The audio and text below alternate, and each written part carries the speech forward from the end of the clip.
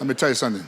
The stuff that people have now is really ridiculous. The way the world is, you know, everybody's got shit you give to yourself. Anxiety. Everybody has anxiety, except Latinos. We don't. And we're the ones that should. Who's out there? You see people and you're like, are you all right? I have anxiety, all right? Fucking take it easy. You're fucking giving me anxiety. Relax.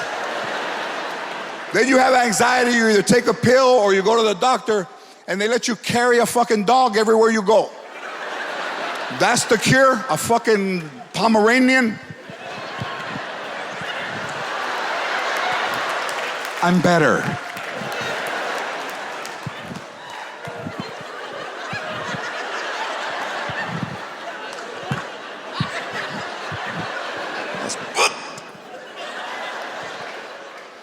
You know what Latinos use for anxiety? African American people? Some chinitos? Right here.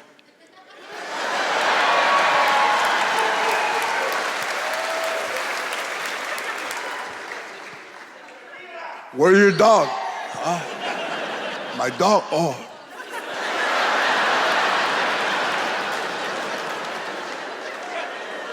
Oh, chinga.